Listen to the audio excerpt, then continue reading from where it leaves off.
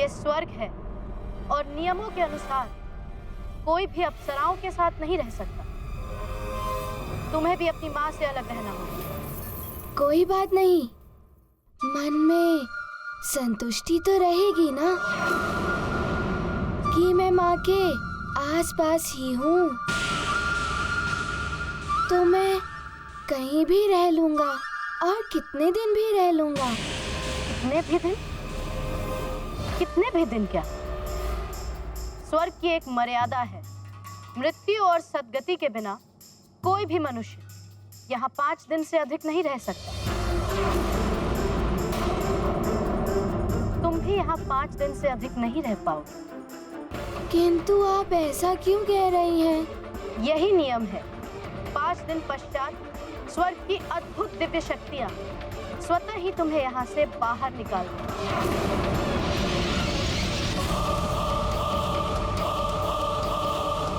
फिर चाह कर भी तुम स्वर्ग में प्रवेश नहीं कर पाओगे।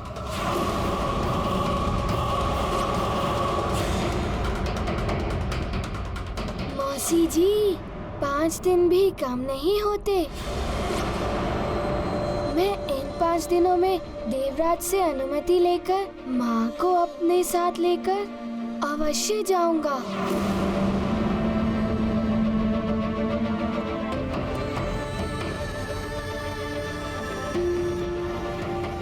मैंने उचित कहा ना माँ?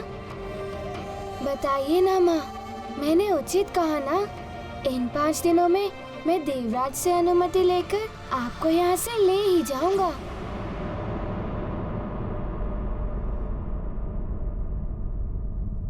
लौट जाओ हनुमान, अब मेरा यहाँ से वापस जाना असंभव है।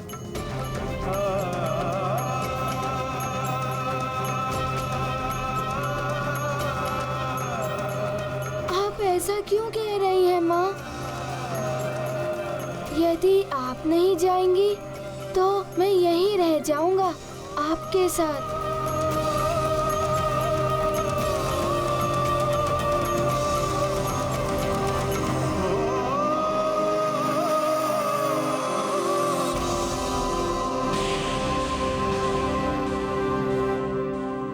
पहले भी बता चुकी हूँ हनुमान, स्वर्ग में कोई भी बालक किसी अप्सरा के साथ नहीं रह सकता, भले ही वो बालक अप्सरा का पुत्र क्यों न हो।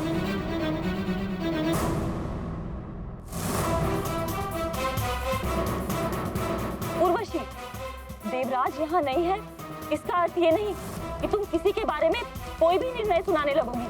मैं कोई निर्णय नहीं सुना रही महारानी, स्वर्ग के नियमों को बता रही और स्वर्ग के नियमों का पालन करना अति आवश्यक है।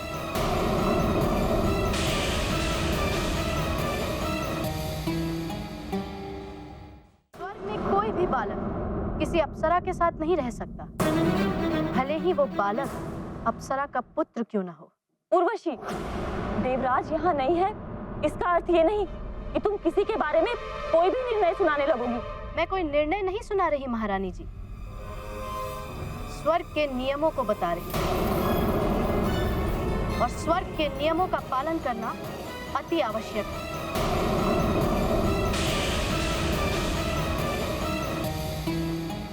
ये बालक बिना आमंत्रण स्वर्गलोक में आया है। यदि ये यहाँ रहेगा तो पुंजिक स्थला के साथ में अतिथि गृह में इसके रहने की व्यवस्था की जाएगी।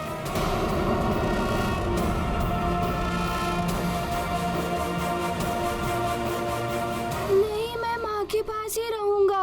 माँ, मैं आपको छोड़कर नहीं जा सकता, मैं आपके बिना नहीं रह सकता। माँ, माँ, आप मौसी जी से कहिए ना, मैं आपके बिना नहीं रह सकता। हट मत करो पुत्र, तुम माँ के साथ नहीं रह सकते। नहीं, मैं आपके साथ ही रहूंगा।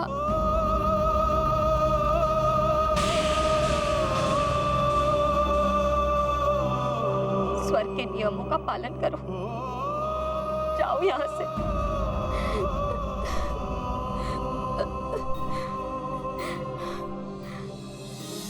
चलो मेरे साथ।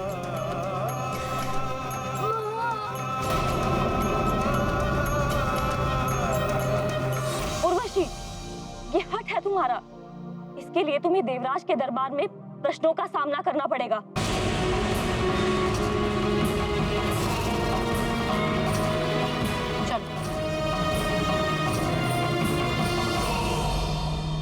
हनुमान,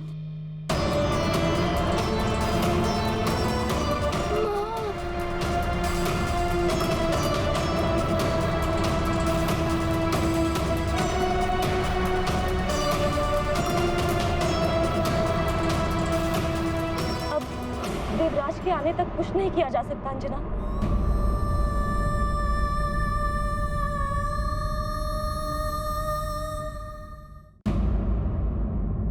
नारायण नारायण। प्रणाम देवर्षि। कल्याण।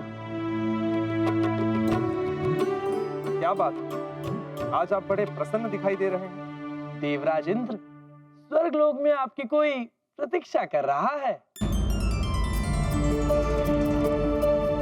आप शीघ्र ही स्वर्गलोक पहुंचिए।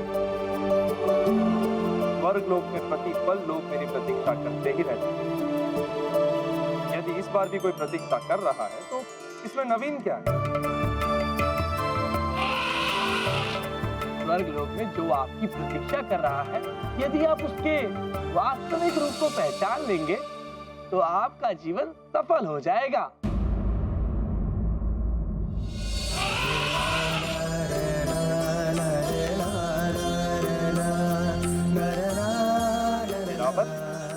बात क्या है? तुम भी बड़े प्रसन्न दिखाई दे रहे हो। देवराज इंद्र जब अपने प्रतीक्षा कर रहे हो तो कौन प्रसन्न नहीं होगा। प्रणाम देवर्षि। रावत,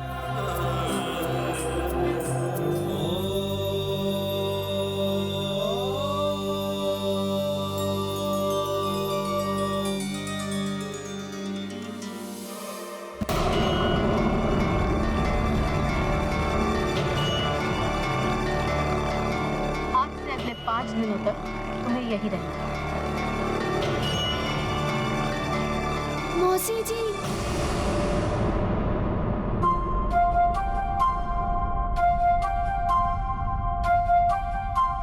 मुझे माँ के पास जाने दीजिए ना मौसी जी। आप कैसे एक पुत्र और माँ को दूर कर सकती हैं मौसी जी? पहली बात, मैं तुम्हारी मौसी नहीं, और दूसरी, यदि तुमने यहाँ के नियमों का पालन नहीं किया तो तुम ही नहीं, तुम्हारी माता भी संकट में पड़ सकती है।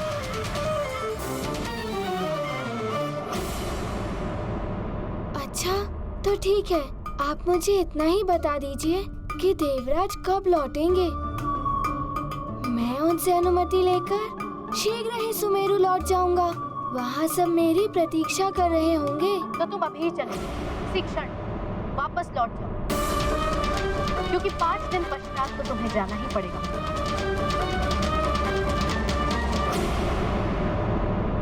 मैं तो देवराज की अनुमति से ही माँ को यहाँ से लेकर जाऊंगा।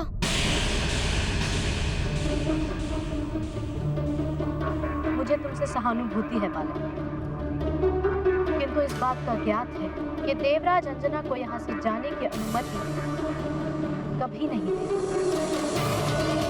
क्योंकि मैं तुम्हें इंद्रदेव तक पहुंचने ही नहीं दूंगी और तुम्हें 5 दिनों तक उलझाए रखने के लिए एक सेवक ही पर्याप्त है।